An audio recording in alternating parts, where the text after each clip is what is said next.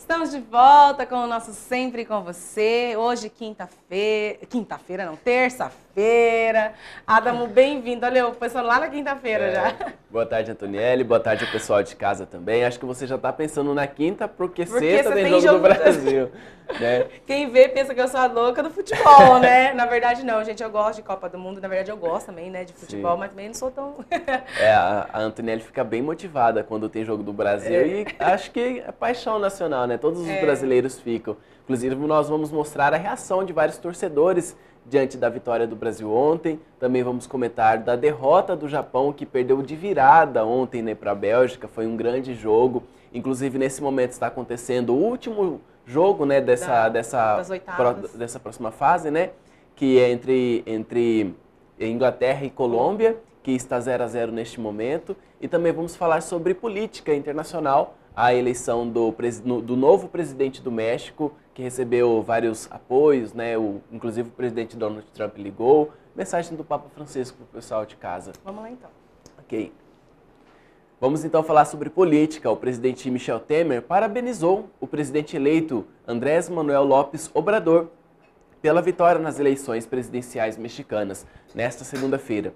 O líder americano, Donald Trump, falou à imprensa que conversou com ele pelo telefone. No mesmo dia, Obrador é o primeiro presidente de esquerda eleito no país.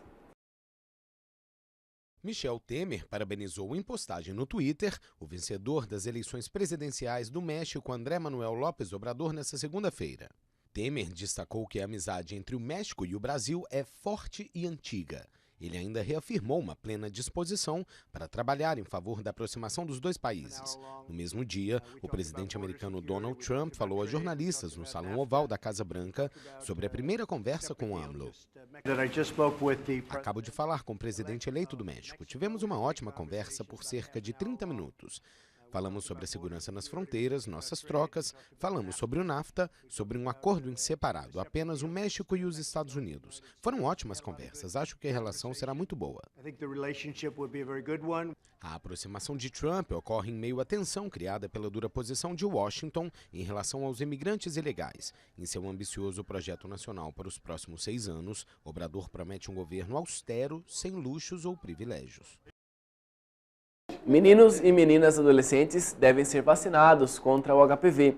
Uma pesquisa do Ministério da Saúde aponta que metade dos jovens brasileiros entre 16 e 25 anos possuem algum tipo de HPV, o que poderia ser evitado caso fossem imunizados. A vacina protege contra 2 tipos de vírus, papilomavírus humano, causador de 70% dos casos de câncer de colo de útero, segunda causa de morte por câncer entre as mulheres da América Latina e do Caribe, segundo a Organização Mundial da Saúde. Cada caixinha desta contém 10 doses da vacina contra o HPV, o papiloma vírus humano, que pode provocar 5 tipos de câncer. Elas estão disponíveis na Secretaria Municipal de Palmas e devem imunizar até o final do ano um público de 9.000 adolescentes entre meninas e meninos. A vacina contra o HPV é tomada em 2 doses. A segunda acontece cerca de 6 meses após a primeira vacinação. De acordo com o Ministério da Saúde, no ano passado, 79% das meninas tomaram essa primeira dose. Mas, quando chegou na segunda etapa da vacinação, aí veio o problema. Nem 50% da meta foi atingida. Já neste ano, o Ministério da Saúde também não atingiu ainda os 80% do público-alvo. Por isso, há um esforço maior no sentido de conscientizar a população, já que um estudo revelou que a prevalência do HPV no Brasil ultrapassa os 50%. É importante reforçar que devem vacinar meninas com idade entre 9 e 14 anos e também meninos de 11 a 14 anos. É importante por quê? Porque ela previne contra câncer de colo de útero, câncer de vagina, câncer de pênis, orofaringe. Então, a pessoa que tomou as 2 doses, ela está prevenindo esse tipo de vírus, né, do HPV. Bom, agora vamos falar de futebol, mostrar as reações dos torcedores brasileiros diante da vitória do Brasil, né? Deixando o brasileiro acreditar um pouquinho mais que o Hexa logo vem. Uma multidão se reuniu nesta segunda-feira na Praça Mauá, no centro do Rio de Janeiro, para assistir a vitória do Brasil sobre o México por 2-0, pelas oitavas de final. Já na capital mexicana, a decepção tomou conta da torcida local.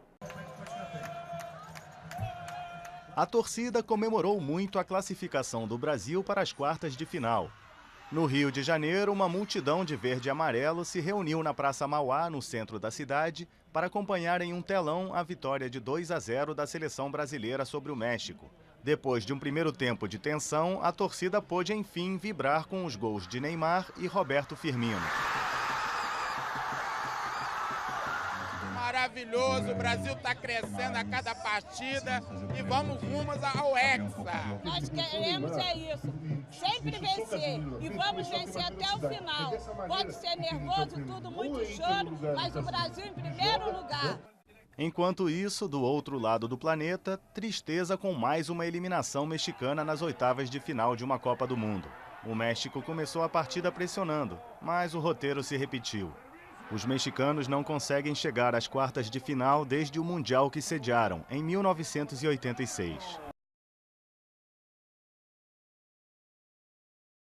Vamos continuar falando de futebol porque a Bélgica derrotou o Japão por 3-2 de virada nesta segunda-feira nos acréscimos pelas oitavas de final da Copa do Mundo. Os belgas vão enfrentar o Brasil por uma vaga na semifinal na sexta-feira às 15 horas, horário de Brasília, em Kazan.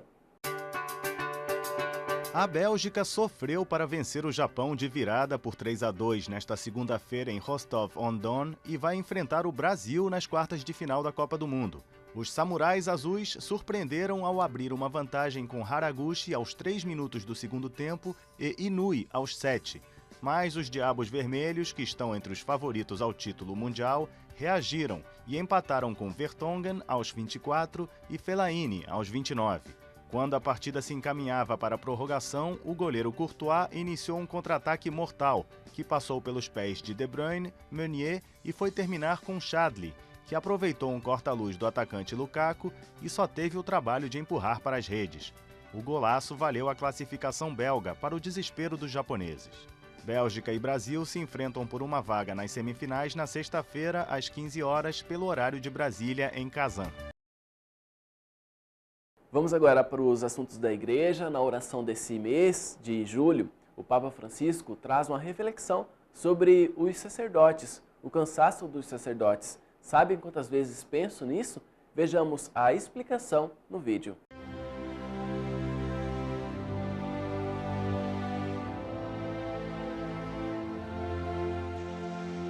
El cansancio de los sacerdotes. ¿Saben cuántas veces pienso en eso? Los sacerdotes, con sus virtudes, con sus defectos, desarrollan su labor en tantos campos.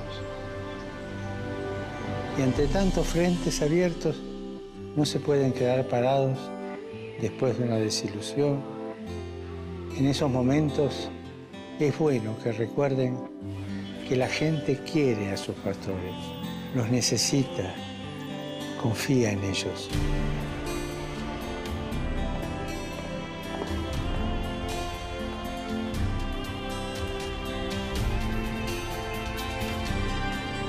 Recemos juntos para que los sacerdotes que viven con fatiga y en la soledad el trabajo pastoral se sientan ayudados y confortados por la amistad con el Señor y con los hermanos.